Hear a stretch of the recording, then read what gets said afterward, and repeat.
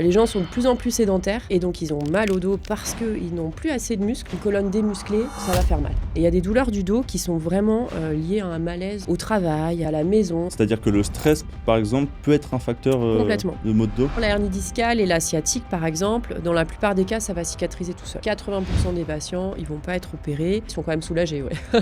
L'alimentation, elle est plus du tout aussi saine qu'avant. Il y a beaucoup plus de produits transformés. Et donc, il y a aussi le poids qui entre en jeu. Et ça, on le voit dans les statistiques de nos petits garçons, petites filles qui deviennent obèses avec le temps. Et le système de soins ne fonctionne plus. C'est le gouvernement qui dit ce nombre de places. Donc, ils savaient très bien qu'il y allait avoir une pénurie de médecins. Tout ça était prévu. Le nombre d'internes qui se suicident, c'est un tous les mois. Ça, c'est terrible de se dire qu'un jeune qui choisit de faire médecine va mettre fin à ses jours à cause du stress de son travail.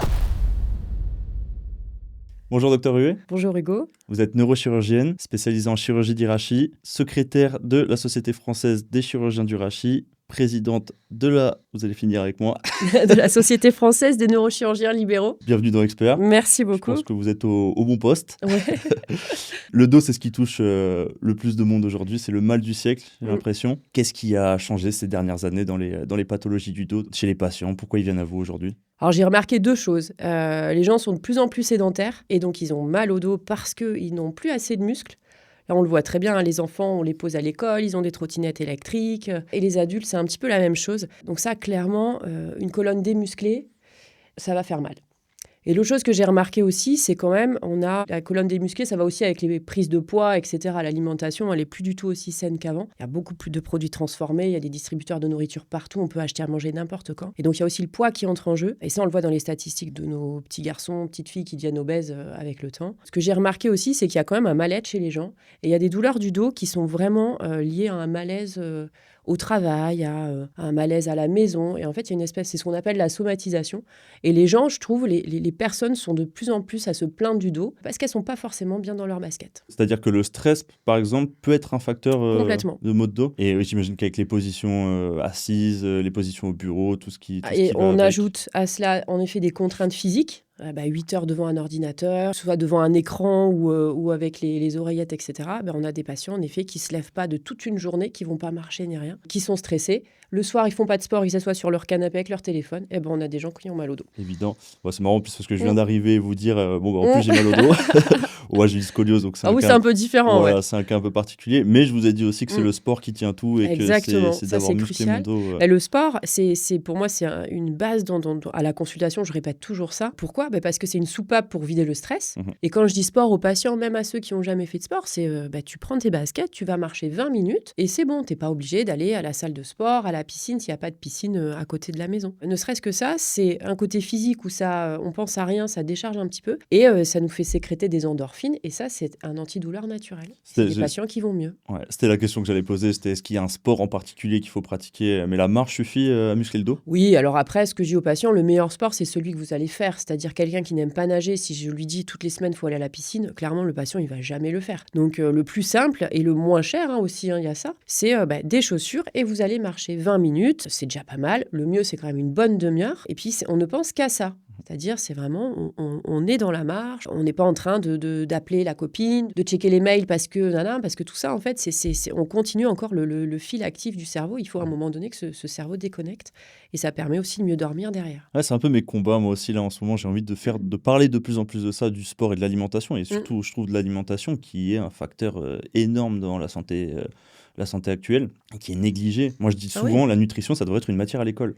Alors ça commence là, moi j'ai des enfants de jeune âge et en sciences ils ont les petits tableaux, là notre fils il a dû découper un petit tableau sur les yaourts là pour apprendre ce que c'est les calories, le taux de sucre, comment on lit une étiquette d'alimentation, les Nutri-Score et tout ça, il y a quand même une éducation, mais c'est vrai que ce que moi je vois avec la toute petite c'est dès qu'ils sont récompensés ils ont des bonbons, dès qu'ils vont faire des cookies ils vont les manger tout de suite au lieu d'attendre de les manger au goûter, il y a quand même un côté sucre-récompense qui est très présent avec les enfants.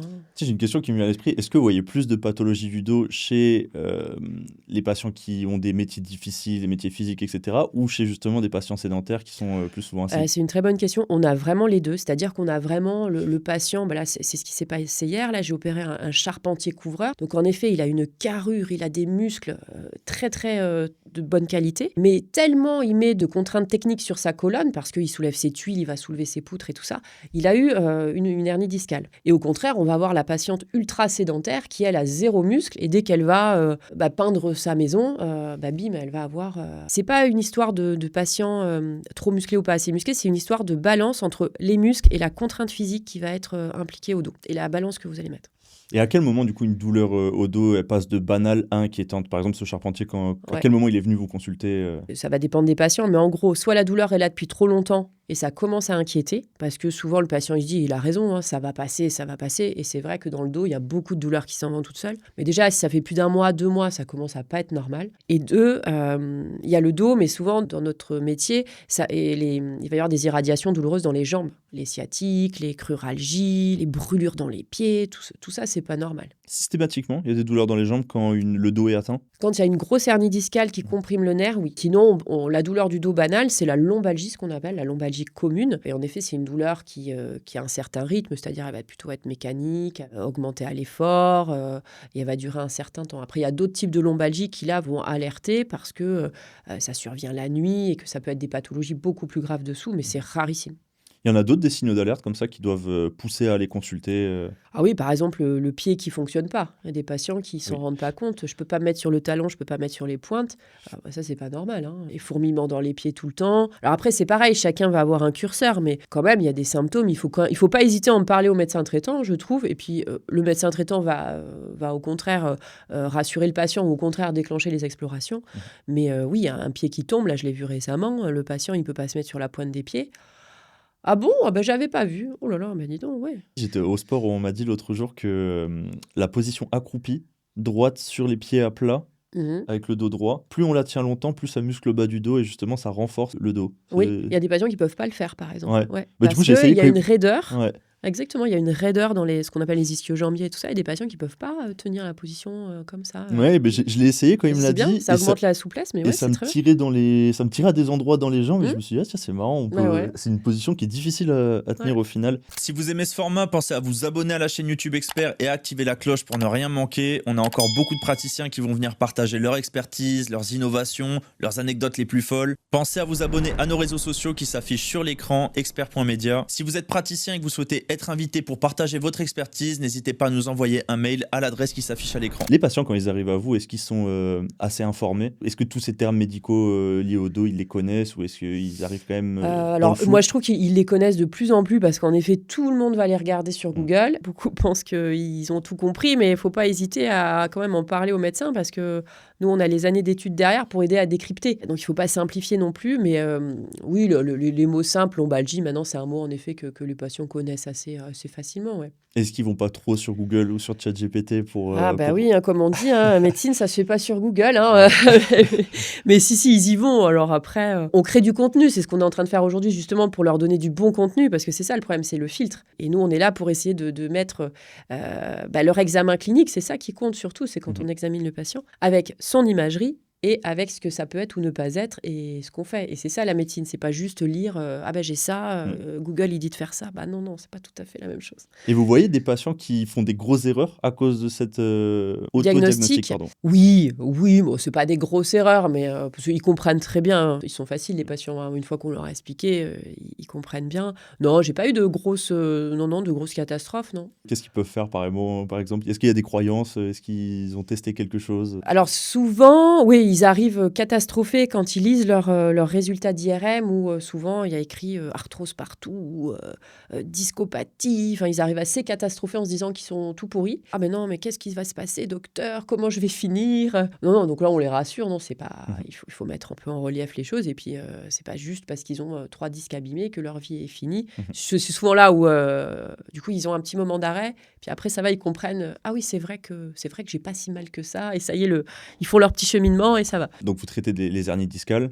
C'est la pathologie la plus fréquente du dos? Ah oui, quand même. Ouais. Hernie discale lombaire. Ouais. Il y a aussi donc le canal cervical étroit, canal lombaire étroit. Ouais. Hernie discale cervicale, en fait, que ce soit dans la zone cervicale, thoracique ou lombaire, on peut avoir de l'arthrose, et donc on va avoir toutes les pathologies de canal lombaire étroit, de canal cervical étroit, de ce qu'on appelle le rétrécissement foraminal, c'est-à-dire c'est l'endroit où sort la racine nerveuse qui va être trop rétrécie par l'arthrose. Et ça donne des douleurs dans les jambes. Et on va avoir la pathologie du disque, donc la hernie discale, et elle peut être lombaire, thoracique, cervicale, sur toute la colonne en fait. Et en fonction d'où elle va donner différents symptômes douloureux. Donc l'hernie discale, c'est un pincement. Ça, vous avez dit le canal cervical, canal lombaire étroit, c'est lié à l'arthrose. Ouais. Donc c'est de l'usure, c'est Oui. ça. Et l'hernie discale n'est pas forcément liée à l'usure. Alors, le canal lombaire étroit et le canal cervical étroit peuvent être liés à l'arthrose, donc à l'usure de la colonne, mais il y a aussi le disque qui s'use. Donc, on va avoir les deux, en fait, qui vont rétrécir l'endroit où passent les racines nerveuses. Et la hernie discale, c'est aussi de l'usure, mais ça peut être une usure un peu plus brutale. Par exemple, c'est le patient qui a déménagé et paf, il a soulevé son canapé, il a entendu un crack. Derrière, il a la douleur dans la jambe. Et là, on a typiquement le tableau de la lombalgie, avec derrière la douleur dans la jambe, en termes médicaux, c'est la radiculalgie. Et c'est pas forcément l'usure. Ça va être un patient jeune, c'est 35-45 ans, le pic de fréquence. Donc, on ne peut pas dire qu'il soit usé. Il y a un certain degré, mais c'est pas non plus comme un patient de 75. Donc on peut se déclencher une de ces pathologies du dos sur un choc ou un faux mouvement. Complètement. Ça m'est arrivé récemment là. Décidément. Je sais plus ce que j'ai fait, je crois que c'est en levant un bras. Et moi, ça m'arrive pas fréquemment, mais c'est comme un couteau dans les côtes, quoi. Ça me ça c'est autre chose. Ça peut être une derrière, douleur un peu intercostale. Ça, c'est pas lié au dos. Quand on a une douleur intercostale, intercostale. Non, c'est pas lié au dos. C'est lié à une côte qui se décale un peu, à un petit nerf autour de la côte qui va faire mal au patient. Et donc un choc, un accident, qu'est-ce que ça peut déclarer comme pathologie du dos? Alors souvent, c'est une espèce d'ébranlement de toutes les structures et on va avoir le disque qui avait déjà une petite zone de fragilité, justement ce qu'on disait, lié à la sédentarité, au mauvais mouvement, etc. La petite membrane autour du disque, c'est un anneau, va se fissurer et on a un morceau qui va sortir, qui va appuyer sur la racine nerveuse et là, on a une hernie discale, une sciatique et là, on a un patient qui va pas bien. Ok. Ouais, il y a des fragilisations du dos. En ce moment, je m'entraîne avec un ami qui vient, lui, de commencer la calisthénie. Et il a eu un accident quand il était plus jeune. Il a le bas du dos. Je crois qu'il s'était brisé une vertèbre. Et du coup, en fait, il a une fragilité musculaire. En fait, son dos ne s'est jamais remusclé à cet endroit-là. Et il a la même chose à l'épaule, je crois, suite à une luxation. Ouais. Et donc, c'est vrai que suite à des traumatismes, on ne remuscle peut-être pas assez. Et on non, prend pas et assez puis au surtout, sérieux. et puis il faut entretenir. En fait, c'est ça la difficulté, c'est qu'il faut entretenir sa musculature régulièrement. Dès qu'on arrête, on perd la qualité du muscle. On a une musculature de base qui suffit en effet au quotidien pour la plupart des gens. Mais voilà, si on veut plus, il faut aller travailler ça. Ouais. Est-ce qu'il y a une crainte, vous pensez, à venir consulter pour une pathologie du dos? Est-ce que les gens ont peur de la chirurgie du dos qu'on leur annonce justement Oui, quand même, ça reste quand ils viennent voir. Ouais, puis quand ils viennent voir le neurochirurgien, c'est clair qu'il y a un petit drapeau qui s'allume dans leur tête. Mais souvent, ils sont très bien adressés par les médecins traitants qui dépistent bien ce qui se passe. Et puis, il y en a qui arrivent directement parce que leur voisin a eu la même chose, etc. Donc, ils arrivent assez vite à la consultation. Mais c'est vrai que quelquefois, on leur dit qu'on ne va pas les opérer, ils sont quand même soulagés. Ouais. Oui, j'imagine. Comment on arrive du coup à un choix thérapeutique ou à une chirurgie? Qu'est-ce qui va différencier Il y a plusieurs choses. Alors, si on prend la hernie discale et la sciatique, par exemple, dans la plupart des cas, ça va cicatriser tout seul. Okay. C'est-à-dire que 80% des patients, ils ne vont pas être opérés. Ils vont avoir soit... ou alors tout en même temps, de la rééducation avec un kiné, des médicaments antidouleurs prescrits par le médecin traitant et éventuellement une infiltration, c'est-à-dire un produit antidouleur qui est infiltré sous contrôle radio ou sous contrôle scanner par un radiologue interventionnel. Et donc tout ça fait que le patient, il va cicatriser tout seul et il n'y aura pas besoin de chirurgie. La chirurgie, elle va intervenir quand tout ça ne fonctionne pas ou alors s'il y a vraiment un critère d'urgence avec une paralysie du pied, une paralysie de la jambe, une paralysie des fonctions vésico-sphinctériennes aussi. C'est ce qu'on appelle le syndrome de la queue de cheval. Okay. C'est un patient qui ne pourra pas faire pipi, qui va plus sentir quand il va aux toilettes, ce genre de choses. Ça, c'est gravissime. Et là, il faut aller aux urgences, c'est gravissime. Donc là, on va les opérer très vite. Mais sinon, c'est quand même une pathologie qui cicatrise très bien, la hernie discale. On va opérer ceux qui ont trop mal, qui, par exemple, vont être sous morphine, et des patients qui ne peuvent plus travailler, qui ne dorment plus. On retrouve des patients épuisés à la consultation. Quand ça fait vraiment très mal. Oui, j'imagine, ouais. Plus le stress et voilà ce qu'on a évoqué. Oui, moi j'ai une patiente qui m'avait dit, mais moi je souhaite pas cette douleur à ma pire ennemie. Ouais. Je dis oui. En effet. C'est compréhensible. C'est ce qui tient. Le dos, c'est ce qui tient tout le corps. Au final, quand ça commence à tomber. Puis il y a un stress parce qu'on se rend. En fait, le patient, il peut pas mettre ses chaussures, il peut pas mettre ses chaussettes. Ouais. Donc quand il y a un conjoint, le conjoint aide, mais des fois c'est les enfants qui aident quand le conjoint est parti déjà. Enfin, les gens sont pas bien. Ouais. Et vu que ça touche au côté neuro, est-ce que ça peut découler sur d'autres pathologies? Est-ce que ça peut provoquer d'autres pathologies? Ah oui, complètement. Par exemple, une hernie discale peut, des années plus tard, donner des douleurs, ce qu'on appelle neuropathiques, c'est-à-dire des sensations d'eau qui coule dans la jambe, des espèces de picotements dans les pieds qui partent jamais. La racine nerveuse qui a été abîmée et elle ne peut pas se réparer. Et ça se réveille comme ça des années plus tard. Est-ce qu'il y a des petits tests qu'on peut faire? J'étais au kiné il y a 2 jours et j'ai mal dans le biceps et j'avais l'impression que c'était nerveux, le nerf médian, je crois, il me disait. Et il m'a fait faire des petits tests comme ça avec le bras. Est-ce qu'il y a des petits tests qu'on peut faire chez nous pour vérifier s'il y a une atteinte nerveuse ou neuro? Ouais, non, pas trop. Non, Il y a faut pas juste le le talon pointe. Ouais, après, je Ouais. pense que ça peut inquiéter comme Oui, oui. rassurer d'une mauvaise manière.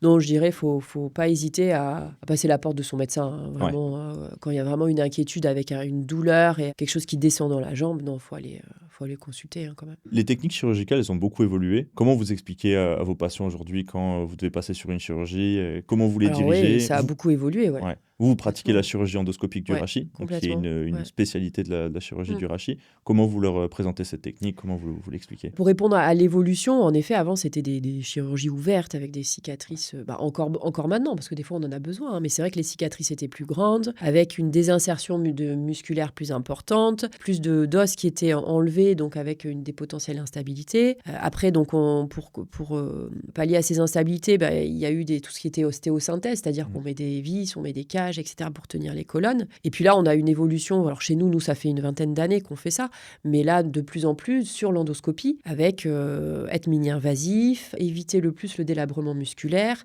et aller juste là où il y a le problème. Et donc, par exemple, nous, sur une chirurgie en endoscopie, ce que je leur explique, c'est que on les met dans la position opératoire, hein, c'est souvent sur le ventre, avec les jambes un peu repliées pour agrandir le canal. Ils sont endormis. Donc soit des rachianesthésies, soit des anesthésies générales. Et ensuite, on fait une petite incision sur le côté de la colonne. On écarte les muscles. On dissèque selon les plans anatomiques. C'est ce qui permet que ça ne saigne pas et que le patient n'ait pas très mal. On met en place l'endoscope. Et on va, avec des instruments de microchirurgie, des fraises ou des pinces qu'on appelle les pinces de Kerrison, aller enlever juste la petite fenêtre osseuse nécessaire. On va ensuite jusqu'au disque. Et souvent, la hernie discale est tout de suite visualisée. Et elle nous saute à la figure un petit peu parce qu'il y a une pression dans le disque et dès qu'on va aller enlever un petit peu les enveloppes autour, paf, on a la hernie discale qui sort. On l'enlève et nous on voit la décompression de la racine nerveuse, c'est très très joli. On a vraiment la pulsatilité au rythme cardiaque, ça brille, c'est magnifique. Et on voit un nerf qui est décomprimé, on sait qu'on aura un patient qui ira bien. Ouais, j'aimerais beaucoup voir. J'étais en train, comme je vous disais, j'étais en train de monter mes petits formats du docteur Saradon qui lui a créé sa méthode de pontage percutané qui est du mini-invasif, où il circule à travers les artères. Et du coup, j'ai eu l'occasion de voir la chirurgie. C'est incroyable. Mais je vous ai invité plein de fois au Mais bloc Hugo. Hein. Ce que j'allais dire, j'aimerais bien venir voir une opération. C'est vrai que ça doit être super. Mais je vous ai envoyé un ami photographe qui lui a assisté du coup. Ouais. Vous lui avez montré un petit peu pendant l'opération? Alors il était à distance, il voyait sur la caméra juste. Okay, ouais. Parce que je pouvais pas le faire rentrer dans la zone stérile. C'est vrai qu'il y a la caméra. On reviendra après sur la chirurgie endoscopique du rachis. C'est quoi le pourcentage de patients qui évitent la chirurgie aujourd'hui? C'est une question difficile parce qu'il va y avoir, si on parle de pathologie, on va avoir quand même 80% des gens qui cicatrisent spontanément d'une hernie discale, donc ils vont éviter.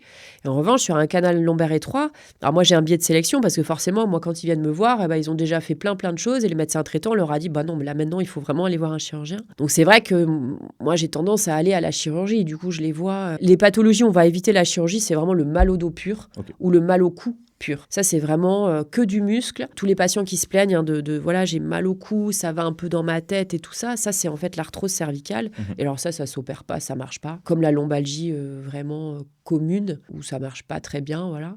Après, il y a vraiment ce qu'on appelle des lombalgies discogéniques, où là, vraiment, il y aura une vraie indication parce qu'il y a une inflammation des plateaux. C'est souvent la femme jeune, mais ça, c'est vraiment une toute petite portion des patients. Je pense à moi en même temps parce que j'ai des douleurs cervicales en ce moment. Moi, j'ai des raideurs cervicales et la dernière fois, je baissais la tête, j'avais mal dans le milieu du dos où ça me provoque des douleurs dans les épaules. Ouais, ça, c'est des contractures. On voit tous des cas. Là, ça, c'est les contractures. Oui, il faut regarder les jolis, les anciens schémas d'anatomie. Là, c'est magnifique. On voit qu'il y a tous les muscles dorsaux, tout est lié avec une aponévrose tout le long de la colonne. On mettra une petite image. C'est superbe ces schémas-là, ouais.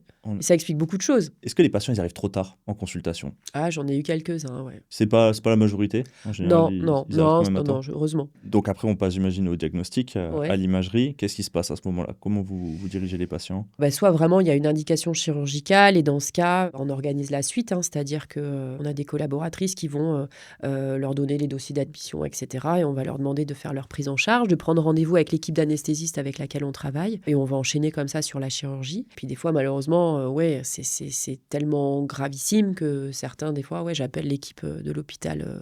Je suis à Bordeaux, moi, donc de mes collègues neurochirurgiens, parce que là, il faut un peu plus de technique, il faut un gros plateau technique, il faut des structures d'aval. Et c'est vrai que nous, en privé, on va pas pouvoir faire ça. Et est-ce que l'imagerie, elle est toujours cohérente avec la douleur ? Non.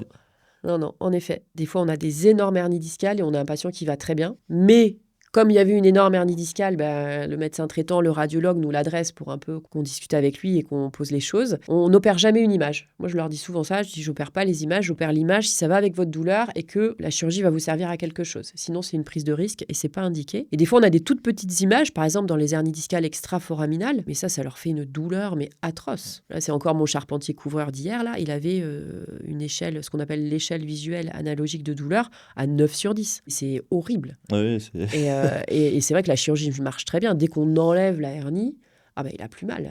Le nerf, il persiste juste une espèce de petite sensation un peu dans la jambe d'engourdissement, mais il a plus mal.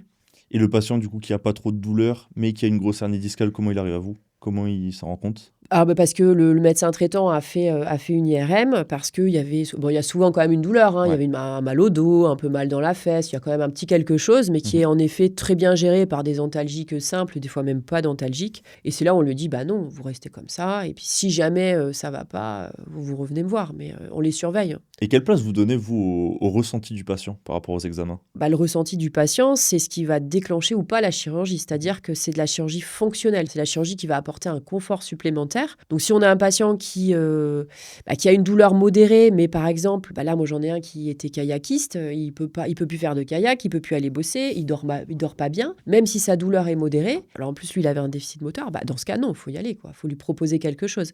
Mais après, il faut bien lui proposer, lui dire, voilà, on peut faire ça. On pense que vous aurez un résultat comme ça, mais il y a toujours des aléas. La difficulté, c'est ça, dans une chirurgie, il y a des aléas.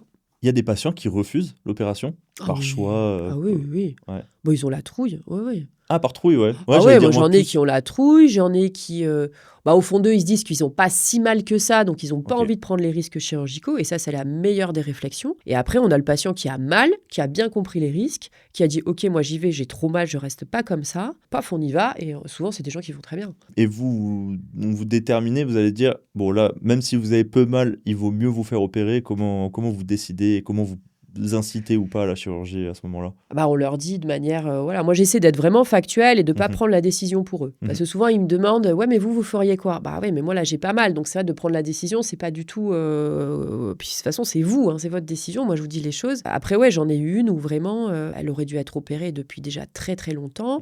Elle voulait pas. Plein d'excuses de nana. Bon, elle voulait pas. Puis là, un jour, elle vient me voir moi. Je dis « Écoutez, la madame, clairement, voilà, là, il y a un problème. Vous urinez pas correctement. Là, c'est pas possible, en fait. Faut vous opérer. Alors oui, c'est risqué. Oui, c'est comme ça. Mais si on le fait pas, en fait, ça va vraiment pas récupérer. Vous allez garder des troubles pour uriner toute votre vie. Elle avait 30 ans. Ah oui. Donc, il a quand même fallu un délai de réflexion. Elle est revenue me voir. Mais c'est là où, des fois, les gens, ils sont dans le déni complet. Est-ce qu'il y a des problèmes de santé en général ? Peut-être, je sais pas, le surpoids ou... Est-ce que vous faites un travail, je le demande à chaque fois aux praticiens, est-ce que vous faites un travail d'enquêteur sur le mode de vie du patient ? Ah, clairement. Ouais. Ah oui. Le mode de vie, c'est hyper important parce qu'on ne va pas faire tout à fait pareil ou avoir le même discours chez un sportif de haut niveau, chez une dame de 80 ans, chez une femme de 30 ans en âge de procréer. Donc clairement, on n'a pas... Donc on demande. Le tabac, ça augmente par 6 les complications chirurgicales. C'est gravissime, le tabac. Le diabète aussi, ça augmente les complications chirurgicales. L'alcoolisme, toutes ces pathologies où le corps n'est pas en bonne santé. Puis on essaie d'avoir aussi une idée de l'état psychologique du patient, c'est-à-dire quelqu'un qui est bien équilibré, qui va bien, il va forcément mieux récupérer que quelqu'un qui est en conflit avec son employeur parce qu'il n'aura pas envie de retourner travailler, qui est en train de divorcer, qui vient de perdre sa femme. Ils traînent un peu leur boulet de problèmes avec eux. Donc c'est sûr, c'est plus simple un patient qui n'a pas de boulet qu'un patient qui a un gros boulet. Ouais, évidemment. J'ai une question qui me venait juste avant. J'allais vous demander, et vous, docteur Ruet, comment va votre dos du coup ? Parce que j'ai vu un sujet récemment qui disait que, les chirurgiens sont très souvent penchés en fait sur les patients quand ils opèrent et que eux aussi ça leur provoque des problèmes de dos. Je dois avouer que le soir des journées chirurgicales, j'ai mal au dos puis je suis tendue clairement. On fait des grosses journées donc c'est clair qu'on est tendu. En effet, donc moi, j'essaie de faire ce que je raconte aux patients. Donc, je fais mon cours de pilates avec ma super prof Elvira. Quand je peux, je fais d'autres activités physiques, mais je fais beaucoup de vélo. Maintenant, je vais travailler en vélo. Ok. Et ça me fait beaucoup de bien. C'est vraiment le sas. Et c'est ce que j'essaie d'expliquer à mes patients. C'est le sas, c'est-à-dire de la maison au travail. J'ai mon sas, c'est-à-dire mes problèmes de maison restent à la maison. Pof, j'ai fait ma demi-heure de vélo. J'arrive à la clinique. Je fais ma journée. Ok. Je pars de la clinique. Je refais ma demi-heure de vélo. Les problèmes de la clinique sont restés à la clinique. Et pof, j'arrive à la maison. Ça, c'est génial. Je fais ça depuis 1 an et demi. Il faut un bon équilibre pour le chirurgien aussi. Il faut être en bonne santé pour écouter les problèmes des gens toute la journée. Les gens, ils nous racontent leur intimité. Et des fois, il y a vraiment des histoires tristes. Ouais, j'imagine. Il faut être un peu armé, quoi. Vous absorbez un peu des fois les mots. J'imagine. Hein. Ouais, donc il faut savoir absorber, mais pas trop. Et juste avoir la bonne dose d'empathie, parce que sinon, c'est des métiers difficiles quand même. C'est la douleur et la souffrance des gens. La médecine, clairement, ça s'absorbe, question d'énergie. Donc, vous pratiquez la chirurgie endoscopique du rachis, qui est une évolution assez récente, il me semble, dans la chirurgie du rachis. Alors, pas tant que ça, parce que moi, je travaille sur une technique qui a été créée en 93 par le docteur Destando. C'est ancien. Un Coréen aussi avait créé une technique, pareil, il y a une 20aine d'années. L'évolution récente, c'est qu'il y a de nouveaux matériaux qui sont arrivés, avec des laboratoires derrière qui peuvent vraiment pousser la communication. Et donc, beaucoup de jeunes chirurgiens s'y mettent. C'est là, l'évolution, elle est surtout là. Et donc, on en parle beaucoup plus en congrès. Voilà, ça y est, on en parle. Qu'il y a 20 ans, on n'en parlait pas. C'était pas considéré comme intéressant. On en parlait avec le docteur Saradon, qui lui est un innovateur aussi, et il nous disait qu'en France et en Europe particulièrement, ça prend du temps maintenant il y a des innovations pour les amener et commencer à les pratiquer. Donc, j'imagine que les Américains pratiquent la chirurgie endoscopique depuis longtemps. Même les Indiens, les Asiatiques, les Coréens. Ah non, la France est un peu en retard. Là. Justement, moi je suis dans les sociétés savantes et c'est vrai qu'on voit des fois les anciens qui ont du mal à avancer et à suivre un peu le mouvement avec des guerres de clochers, Et donc c'est un peu dommage. C'est plus une question il faut que l'innovation fasse ses preuves, ou c'est vraiment une question de validation des normes Alors, il faut que l'innovation fasse ses preuves, en effet. C'est comme un médicament qu'on va mettre sur le marché. Il ne faut pas faire n'importe quoi. Mais quelquefois, oui, ça pourrait être un peu moins diabolisé. Voilà, c'est pas parce que c'est nouveau et moderne que c'est pas bien, en fait. Il faut juste aller être un peu intelligent, prendre du recul, voir comment ça se passe. Et voilà, nous, quand même, on est...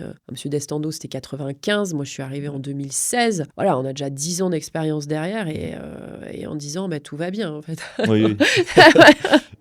Et donc qu'est-ce qu'elle change concrètement la chirurgie endoscopique pour le patient? Alors sur une hernie discale, c'est vrai qu'on a une très bonne récupération musculaire, on a un patient qui va aller bien, mais sur une chirurgie classique bien menée, on va avoir aussi de bons résultats. Il faut attention, il faut quand même... Les techniques sont tout à fait comparables, mais c'est juste qu'en endoscopie, on va être beaucoup plus souple sur la reprise. On ne va pas interdire aux patients de s'asseoir comme c'est encore fait dans certains centres. Et après, la meilleure indication pour la chirurgie endoscopique, ça va être le canal lombaire étroit, parce que ça permet vraiment de passer sous la structure centrale de la colonne, c'est-à-dire sous l'épineuse, et d'aller décomprimer l'autre côté sans désinsérer toute une partie musculaire, ce qui malheureusement est fait sur une chirurgie qu'on fait de manière classique. Donc c'est surtout là où je vois qu'il y a un avantage avec un patient qui va se lever, en effet. Lors de la visite, des patients, ils marchent, c'est incroyable, et ils sont tout contents, ils ont l'impression de pas avoir été opérés, ils ont juste mal un petit peu au dos. C'est assez bluffant, c'est vrai, c'est agréable. La visite post-opératoire est hyper agréable. En combien de temps, à peu près, en général? Bon, j'imagine que c'est variable, mais... Tout de suite. Ah, tout de suite? Ah ouais. Ils sortent de l'opération, ils vont en salle de réveil. Ensuite, ils sont accueillis par les équipes de nos infirmières. Ils vont avoir à manger, à boire. Ils prennent leur douche chaude et on leur dit d'aller marcher. Okay. Et là, vous les voyez dans le couloir avec leurs baskets, parce que nous, on leur dit, voilà, on est à la clinique du sport, vous mettez votre jogging, vos baskets. Et on voit les patients du opéré du rachis s'arpenter les couloirs. Incroyable. Et, je pensais pas que c'était aussi rapide. Il faut venir voir, oui, Hugo. Il faut que je vienne. Je vais me dire. C'est incroyable. Et donc, vous avez dit que la récupération était plus rapide. Donc on récupère aussi ça améliore donc la rééducation. Oui, en fait, ils ont moins mal, donc ils ont moins peur, donc ils vont plus aller marcher, ils vont plus faire de choses. Pareil, les kinés, ils sont hyper importants dans ce process parce qu'ils vont leur expliquer les muscles qui sont faibles, ils vont leur expliquer comment renforcer les abdominaux, parce que ce ne sont pas que les muscles du dos qu'il faut renforcer, c'est aussi les abdominaux. On a des super équipes avec des kinés qui s'intéressent aux nouvelles techniques. En effet, quand ils voient la toute petite cicatrice, ils vont aider le patient à faire plein de choses. Ils vont pas lui dire non, on fait pas ci, on fait pas ça. Qu'avant, c'était un petit peu ça. Ils avaient tellement le dos abîmé, les gens, que On ne pouvait pas leur faire reprendre une activité musculaire avant longtemps. Mhm. Et là, maintenant, ça s'accélère un petit peu. J'imagine la rééducation ne doit pas être la même pour tout le monde, hein. J'imagine qu'un Exactement. patient sportif qui a l'habitude de se muscler ou de pratiquer ne va pas vivre la rééducation de la même façon que quelqu'un qui peut avoir des soucis de santé, qui peut être en surpoids. Ou Exactement. comment on jongle entre tout ça? Alors le sportif, c'est sûr qu'il va avoir souvent une bonne équipe autour de lui et ça sera beaucoup plus simple. Et le patient qui en effet, le patient qui a jamais fait de sport et on lui dit bon maintenant il faut y aller, c'est lui qui va avoir besoin de soutien. Donc il faut y aller petit à petit et c'est là où les équipes de kiné sont hyper importantes. Nous dans notre clinique, ils vont donner un petit livret, ils vont expliquer, ils passent voir le patient le soir de leur intervention et le lendemain matin et ils les entourent vraiment en leur disant voilà il faut faire comme si, on leur donne des petits exercices. Moi ce que je leur dis, je dis voilà, vous écoutez bien le kiné, c'est vraiment du réveil musculaire, il faut le faire parce que ça permet à votre dos de se remettre en action. Et après, il faut que le kiné de ville arrive à prendre le relais. Mais c'est vrai que c'est compliqué étant donné un peu le nombre de kinés qui manquent, c'est clair. Parce qu'il y a un impact mental dans la récupération. Ouais. Donc j'imagine que le mental du patient aussi va beaucoup jouer. Il y a une forme d'optimisme à adopter, j'imagine, quand on se fait opérer. Ah oui, c'est comme dans tout. Si on part défaitiste sur un projet, vous, en général, le cerveau, il va vous faire louper le projet. Là, la chirurgie, c'est pareil. Plus le patient et adhère au projet, plus il est bien dans ses baskets aussi. Clairement, on a des gens qui sont, on le voit sur nos profils de patients, plus il va aller bien, plus il va cicatriser vite, plus la communication avec nous sera simple, plus la communication avec les équipes sera simple. Voilà, en général, quand il y a des problèmes, c'est le patient qui, dès le départ, il y a eu ça allait pas, il était dans l'agression, manque de confiance et tout ça. Et ce que je dis à mes patients, je dis si vous n'avez pas confiance, faut pas venir. Faut pas vous faire opérer par quelqu'un en qui vous n'avez pas confiance. Oui, j'ai un praticien qui l'a dit dans un podcast qui disait il faut que vous ayez confiance en votre chirurgien. Sinon, il y aura un problème. Ouais. Il y aura un problème. Faut prendre on est en 2026, vous prenez un deuxième avis. Il y a des chirurgiens du rachis partout. Vous prenez un deuxième avis et c'est tout. Et si le problème il est plus personnel, comment on booste un patient déprimé? Alors là, c'est compliqué. Surtout, c'est compliqué de leur faire accepter d'aller voir une psychologue et tout ça. Oui, c'est ça. J'allais vous demander si vous pouviez conseiller. Alors, quand on peut... Moi, c'est vrai que j'ai des temps de consultation très longs. Donc, à la fin, ils arrivent à me lâcher le morceau de savoir ce qui se passe vraiment dans leur vie. Donc, je leur dis, écoutez... Là, vous êtes en conflit avec votre employeur, clairement. Dès que vous passez à la porte du travail, vous êtes stressé, vous avez mal au dos. Là, c'est pas la chirurgie qu'il faut. Là, c'est qu'il faut régler votre problème professionnel. Et en face de notre cabinet, nous avons une psychologue, justement du travail, et qui va nous aider à prendre en charge un petit peu ces patients-là, qui finalement somatisent complètement et qui... Et vraiment, la solution, souvent, c'est qu'il faut changer de travail. Mais en effet, c'est très compliqué. Je dis pas que c'est simple. Complètement. Mais c'est pas la chirurgie. Et c'est là où la chirurgie ne marchera pas de toutes les façons. Et ils le comprennent, ça? Ils arrivent à... c'est difficile, surtout que, on les met un peu face à ce qu'ils n'ont pas envie d'entendre. Et des fois, c'est là où la consultation est difficile. Et oui, ça va être compliqué à concilier. Quand vous venez consulter pour un mal de dos et qu'on vous dit qu'au final, le problème, c'est peut-être votre... Alors, il y a la manière. Des fois, c'est vrai qu'on est très... moi, je suis très franche. Donc, ça, des fois, c'est un peu direct. Et c'est là où on a des mauvais avis Google et tous ces trucs-là. Mais bon, des fois, c'est comme ça. Il faut pas céder à... La chirurgie, elle est là que pour certains patients, dans certaines indications. Et c'est là que ça fonctionnera. Et encore, en leur expliquant bien vraiment comment ça va se passer et qu'ils ont leur part de travail à faire aussi. Moi, je leur explique. Et comment c'est fou quand même que soit lié tout ça, que le côté neuro affecte à ce point le corps. Si. Le cerveau et le corps, quand vous êtes stressé, vous avez la bouche sèche, le cœur s'accélère, vous avez mal au ventre. Devant un public, on va être un peu rouge. Tout ça, le corps va répondre à votre émotion. Et donc là, c'est pareil, en fait. Quelqu'un qui en fait, est pas bien, il va cristalliser tous ces mots dans, par exemple, un mal au dos. Et il va toujours avoir un mal au dos. Il y a des patients qui vont avoir toujours mal au dos, ils vont voir tous les spécialistes et il n'y a rien qui fonctionne. Okay. Et ceux qui arrivent en vous disant « vous êtes mon dernier espoir, j'ai vu tout le monde, il n'y a rien qui marche », en général, c'est pas la chirurgie non plus qui va les aider. Le problème est ailleurs et c'est là où c'est très difficile à leur faire prendre conscience de ça. Alors, c'est pour ça, c'est le travail d'une psychologue. On n'a pas les capacités, nous, de leur dire. On peut détecter, mais on ne pourra pas les aider non plus trop, mis à part leur indiquer le bon professionnel. J'ai une question. Est-ce que tous les neurochirurgiens sont chirurgiens du rachis? Pas forcément. Ah non. Là, en neurochirurgie, initialement, on est beaucoup formé pour le cerveau. Okay. La moelle épinière. Et il y a des équipes où on fait les deux, où on fait aussi le rachis. Mais le rachis, c'est une pathologie qui va être partagée avec les orthopédistes, qui sont chirurgiens du rachis. C'est pour ça qu'on a maintenant une société française de chirurgie du rachis qui mélange les neurochirurgiens et les orthopédistes. Aujourd'hui, la rééducation, comment elle se fait? Qu'est-ce que vous indiquez? Est-ce qu'il y a des choses en particulier à faire Alors le plus simple, c'est toujours pareil, on dit aux patients d'aller marcher. Tous les jours, il faut aller marcher, tous les jours, il faut détendre sa colonne, faire les petits exercices qu'auront montré les équipes de kiné. Après, ils vont chez leur kiné en ville, mais le patient qui va aller bien sur le long terme, c'est celui qui va bien comprendre tout ça, changer un peu son mode de vie et garder les bons gestes tout au long de sa vie. Parce que souvent, ils ont eu mal, ils sont sérieux pendant 1 an, puis après, c'est bon, quoi. C'est bon, c'est guéri, on arrête. Bah non, c'est là où il faut continuer un petit peu. Et vous conseillez un nombre de pas? Il y en a beaucoup qui le font, qui disent 10 000 pas par jour, 15 000 pas par jour. Alors non, moi je conseille pas parce que bon, ça dépend des patients, mais il faut quand même 20 minutes, 30 minutes de marche, quoi. Et comment on fait quand on a un boulot et qu'on est très pris Ah bah faut s'organiser, c'est ce que Ouais. je leur dis. Aujourd'hui, il faut vraiment trouver un temps. Alors si il y en a qui travaillent beaucoup, bah nous aussi on travaille beaucoup, hein, Mhm. mais moi il y a un temps où c'est bloqué dans mon agenda, il y a une heure de sport, c'est comme ça. Moi, je dis souvent, arrêtez Netflix. Après manger Ah le mais soir, c'est allez clair. faire une petite Mais marche. le La téléphone, marche on se rend digestive, pas elle- compte du temps que Ouais. prend le téléphone à scroller. J'ai un mari complètement addict à son téléphone, mais Ah, même nous hein, avec le Oh là boulot, on là. passe notre temps dessus. Moi, je le vois, hein, je passe ma vie dessus maintenant sur Ah ouais, l'ordinateur. ouais, c'est vrai que moi non, moi je le coupe, hein, mais ça me gonfle. Et c'est vrai qu'on en a on en a pas encore parlé, mais la posture là Oh, pff. C'est le terrible. coup baissé, est-ce que C'est c'est en terrible. train de... J'ai vu une photo récemment, ça m'a fait rire, C'est terrible. qui disait l'humanité dans 100 ans, les dos complètement Là, j'en courbés. vois un au bloc. Là, il y a un assistant là d'un collègue chirurgien. Mais en effet, il est toujours sur son téléphone entre chaque bloc. Il est comme ça. Ouais. Mais avec une. Donc forcément, oui, ils auront de l'arthrose. On va le savoir. De toute façon, c'est des cohortes de patients qui vont être suivis. Et je pense qu'en effet, il faut avoir une arthrose cervicale hyper importante, puis une démusculation nette. C'est vrai qu'on n'a pas encore le recul nécessaire. Au final, les téléphones, c'est Ah non, 20 ans. mais Quoi. non, on va le voir là. Ouais, Comme, ça va arriver, voilà. ouais.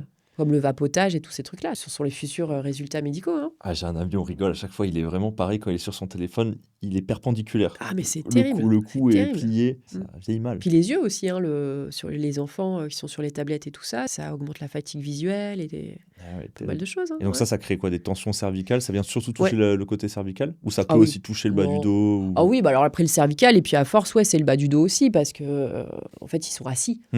Ils sont assis, on augmente la pression dans les disques quand on est assis. Mon kiné, il m'a dit, parce que moi j'ai ce problème-là un peu, je suis un peu voûté aussi, en plus je compense, vu que comme j'ai dit j'ai une scoliose, je compense un petit peu, etc. Et vu que je suis sur l'ordinateur, je suis très souvent quand même voûté, épaules en avant, Bah oui. les épaules, donc il me dit souvent redresse-toi Ouais. au maximum.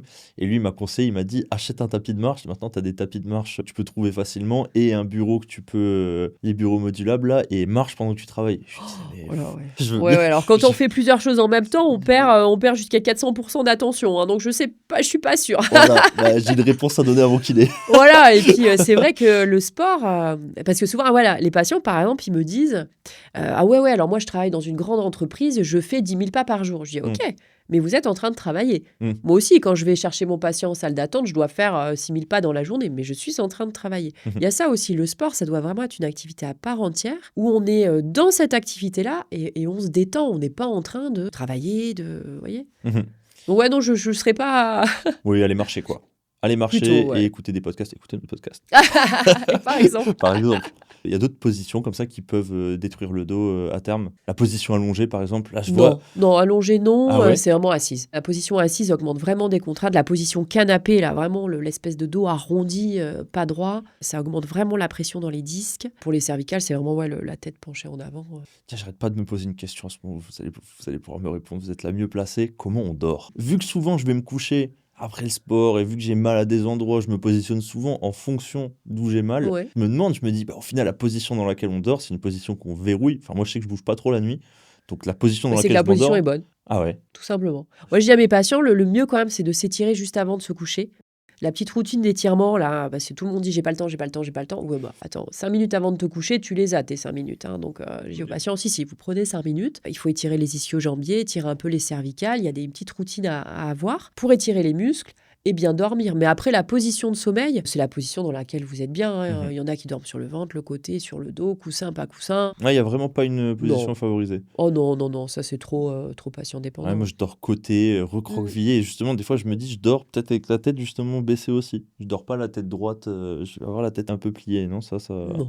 position dans laquelle on dort change rien. Non, Ouais. parce qu'on est détendu quand on dort, donc on ne peut pas dire que ça va mettre des contractures. Ok. Et par contre, ce que je fais en ce moment, et ça me fait un bien, je le fais pas assez, j'arrive pas à l'appliquer tous les jours, mais je fais un espèce de kung-fu le soir. Enfin, Et voilà. en fait, je fais de la mobilité. Ah ouais. Je vais chercher loin les ouvertures Exactement. d'épaule et la respiration. En fait, je fais ça et je couple ça à la respiration, aux étirements, à quelques étirements. Mais je vais me coucher de la même façon. Et je dors mieux. mais c'est ça, je lisais un article sur le mode de vie japonais. Parce Mm. que je sais qu'au Japon, il y a beaucoup de centenaires. Mm. Et alors, pour vraiment résumer tout l'article, qui était très bien écrit, en gros, l'alimentation est saine, très peu de produits transformés. Mhm. Ils font du tai chi et de la marche parce que ça fait vraiment partie de la vie. C'est vraiment dans leur idée de bien-être, on va dire. Et puis, ils prennent soin d'eux, c'est-à-dire ils dorment. Le sommeil est quelque chose d'important. Ouais. Nous, les Français, ont beaucoup de problèmes de sommeil. Ils prennent Mm. beaucoup de médicaments pour dormir. Il y a plein de choses qui seraient très simples à régler et qu'on aurait une population en meilleure santé. Ah, les cultures asiatiques, ils sont très forts là-dedans. Mais Moi, ouais. j'adore. Bon, moi, je suis un peu extrême, le côté militaire, etc. J'aime bien les moines Shaolin, etc. Là,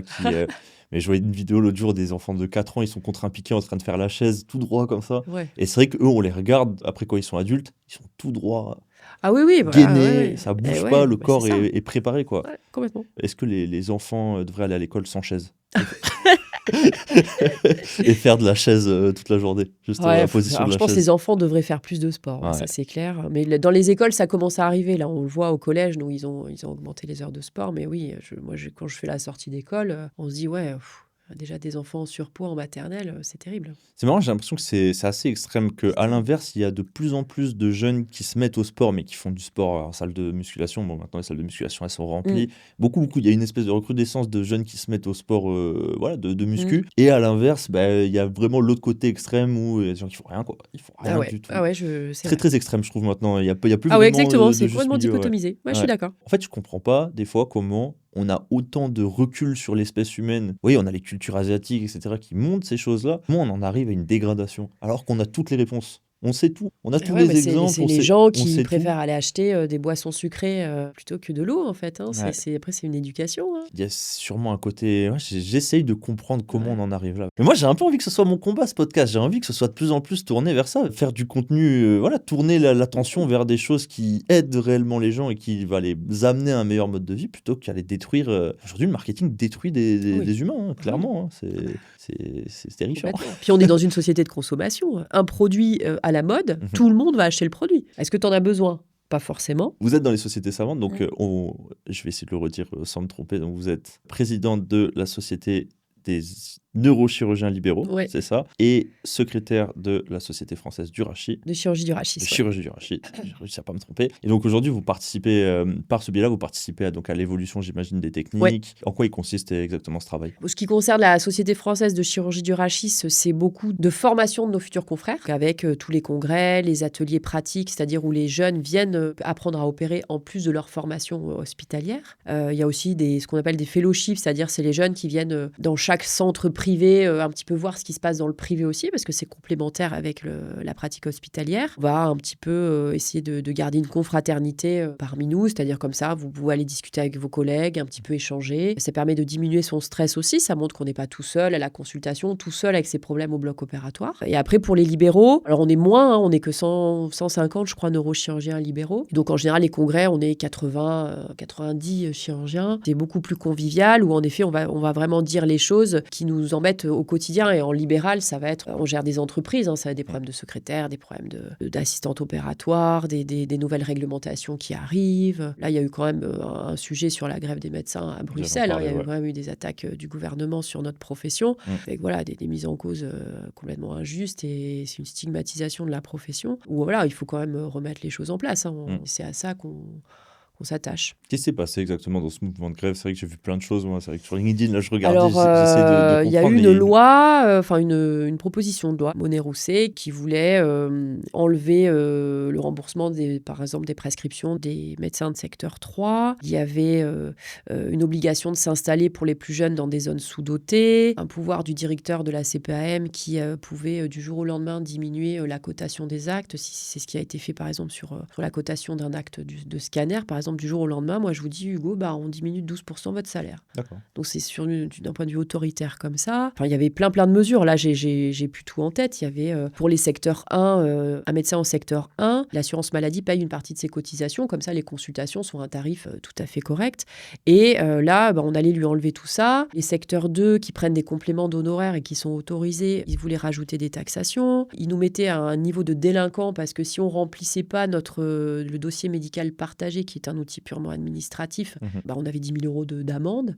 Enfin, c'était des trucs complètement... on avait l'impression d'être des criminels, alors que quand même 60 à 80% des soins sont faits en médecine libérale. Donc la médecine libérale, c'est pas une médecine qui est là pour prendre de l'argent aux gens. Alors oui, c'est sûr qu'on a envie de gagner de l'argent. On a tous minimum 10 à 15 ans d'études. On est là pour travailler, pour gagner notre vie. Mais après, il y a un problème aussi de pourquoi ces soins ne sont plus remboursés par les mutuelles qui augmentent encore et encore leurs cotisations. La difficulté, elle est là. Et là, en effet, nos syndicats se posent des questions sur pourquoi les cotisations augmentent encore et les soins sont de moins en moins remboursés. Et alors, c'est plus facile d'incriminer les médecins qui ne sont pas beaucoup et tout seuls dans leur coin que la mutualité française, c'est sûr. C'est la dette française qui est en train de couler le système de santé. Oui, l'assurance français. Maladie, pas mal, ouais, ça c'est sûr. En fait, ils essayent de ramener de l'argent. Le système maximum. va très mal, mais c'est plus possible. Le système, partout. il est plus possible. Et le système de soins ne fonctionne plus. Les patients, ils le disent tous les jours. Nous, on leur explique pourquoi. Parce que le nombre de médecins, c'est le gouvernement qui dit le nombre de médecins. C'est pas nous qui ne choisissons plus de faire médecine. Il y a un nombre de places et c'est le gouvernement qui dit ce nombre de places. Donc, ils savaient très bien qu'il y allait avoir une pénurie de médecins. Tout ça était prévu. Donc après, je ne vais pas faire de politique, mais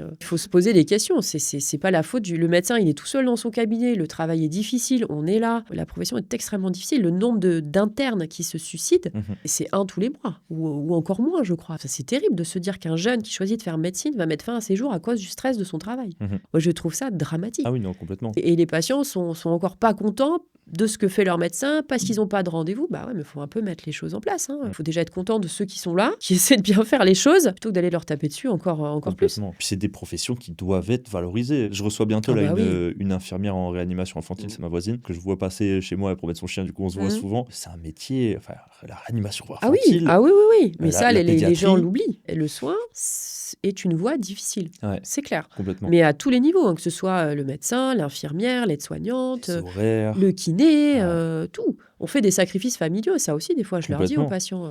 Et le manque de moyens fait que ça extrémisé qui font de la psychologie en plus. Ils finissent à faire les psychologues, annoncer des décès à la famille, les enfants. Mais c'est ça le soin. Donc, si vous voulez, nous, on a tenu la main de gens qui allaient mourir, on a soutenu des familles. Donc, quand on entend des administratifs qui nous disent vous allez avoir 10 000 euros si vous ne remplissez pas tous les ans le dossier. En fait, le poids administratif devient tellement important dans notre métier que le travail médical diminue. Il est atteint, voilà. Donc, il faut arrêter d'être un pays suradministré. Là, il faut vraiment faire un grand ménage, mais je ne sais pas si certains politiques auront le courage de le faire, clairement. Je l'espère très fortement. Moi aussi, mais on verra. Bon, on va finir sur une note positive. Oui, quand même. On a eu le petit quart d'heure. Non, c'est important d'en parler. Je pense vraiment que c'est important d'en parler de ce qui se passe en ce moment. Et en plus, ça touche même pas que le secteur de la santé. Il faudra en parler une heure. Parce que là, j'ai dit quelques grands points, mais c'est vrai qu'on a vraiment des collègues spécialisés là-dedans qui en savent beaucoup plus. Revenons un petit peu sur la pratique en chirurgie d'Hirachi. Est-ce que vous auriez un petit mot pour les patients qui viennent vous consulter ? Est-ce qu'il y a quelque chose que vous répétez toujours en consultation et qui doit être imprimé ? Mettez vos baskets, allez marcher. Voilà, il faut prendre les problèmes les uns après les autres. Il faut pas, il faut réussir à prendre de la distance et se préserver un petit peu de toute l'agressivité ambiante qu'on ressent en effet et de cette morosité actuelle. Il faut se concentrer sur les petites choses très positives, le bonheur familial, aller faire une marche le matin quand le soleil se lève, tout ça c'est des bonnes choses et il faut réussir à concentrer ça et puis à rester heureux. On a de la chance d'être en vie quand même. Donc, complètement. Profitons-en. Ouais. Il y a des personnes beaucoup plus mal et il faut relativiser quand même les choses. Et puis c'est l'optimisme et la positivité qui fait beaucoup dans notre rapport au monde qui nous entoure aussi. Donc, Et oui. C'est pour ça que les sociétés asiatiques sont très heureuses parce qu'ils prennent de la distance et il y a une sorte de résignation. Voilà, ça arrive, écoute, c'est arrivé, on va faire avec plutôt que de ruminer pourquoi moi, pourquoi si. Et de calme, ils ont un calme intérieur aussi que nous, on n'a peut-être pas. Après, c'est culturel, on a aussi nos qualités. Oui, mais je pense mais bien sûr. Mais je pense qu'il faut apprendre à prendre un peu de distance avec tout ce qui se passe et à rester. À privilégier son bonheur, pas au détriment des autres, mais vraiment prendre les choses à cœur et arrêter le sucre. Aussi. Arrêter le sucre. Pas trop, c'est bon, mais pas trop. J'ai essayé d'arrêter complètement le sucre. Je me mets des légumes vapeur, riz, sans plat sans sauce, je mange sec, je ne mange pas entre les repas, je bois mes 2 litres d'eau par jour, etc. Oui, après, Bon, faut je avoir suis une très, alimentation je suis voilà, très, sans je suis être très extrême. Je extrême. suis très Mais extrême. le pouvoir Mais du sucre, ah non, mais c'est c'est un pouvoir incroyable. Mais le ressenti. addictif autant Ouais. que la cocaïne. Hein. Ah oui, oui. C'est le Pour moi, c'est une sucre, drogue. c'est... C'est Ah, la mais bien première sûr. drogue. C'est la première drogue et on C'est le pour dit ça pas qu'il faut assez. éviter de le donner dans l'enfance, parce Ouais. que ça donne ce goût, ça donne l'envie. Alors que L'addiction, le ouais. gamin, tant que vous lui avez pas mis un bonbon dans la main, il sait pas ce que c'est. Hein. Arrêtez les céréales le matin, les céréales de grande marque là. Ah oui, non, voilà. Je m'en fiche. Je le dis, arrêtez, c'est n'importe Bah, quoi. c'est du sucre. Hein. Bien sûr, Un arrêtez bon pain les complet, jus d'orange c'est en bien meilleur. bouteille, de l'eau le matin, un Ah grand ouais. verre d'eau, Ouais. le café 2 heures après, mangez bien, faites du Bah sport. oui, un bon pain complet, du beurre, Voilà, on est en bon France. produit français. Voilà. On le voit en ce moment là, les producteurs français, les agriculteurs, tout le monde souffre. Ah oui, donc c'est favoriser clair. Bah, bien sûr. l'économie française en mangeant du bon pain, en Bah prenant oui, des bons qui est produits. fait par des personnes qui aiment ça et voilà, C'est qui important. pas importer des choses dont on n'a pas besoin. C'est ça. Donc le mot de fin, mangez bien, faites du sport, Voilà, étirez-vous avant de dormir, faites du kung-fu très très bien. exactement. Vous n'aurez pas de problème de dos. Et vous n'aurez pas de problème de dos, ou du moins, on peut en avoir. Voilà. Ah tiens, une petite dernière question. Est-ce qu'il y a de l'hérédité? Est-ce que les problèmes de nos Ah, il y a parents quand même, peuvent ouais, déteindre... l'arthrose, il y a quand même une hérédité. Ah, au niveau de l'arthrose, ouais. On voit quand même qu'il y a des familles où l'arthrose se transmet, mais il y a beaucoup de sédentarité et d'acquis. Hein. Mes 2 parents ont une hernie discale. Ma grand-mère a une scoliose, ma mère en a une aussi. J'ai une scoliose aussi. Ah ouais, ça c'est Donc, ça, est-ce c'est que un peu, ouais, ça, voilà, il y a il y quand a de même l'hérédité, ouais. certaines maladies familiales, ouais. Ok. Bon, je suis sûr qu'on pourra refaire un podcast parce qu'on a encore plein de choses à dire. Mais merci beaucoup en tout Avec cas, plaisir. Dr. Hugues. Je suis très content. On a dit plein de bonnes choses. J'espère vous recevoir une prochaine fois. Avec grand plaisir et je vous attends au bloc opératoire alors. Je viendrai et je veux venir voir. Parfait, merci Hugo. Merci beaucoup. À très bientôt.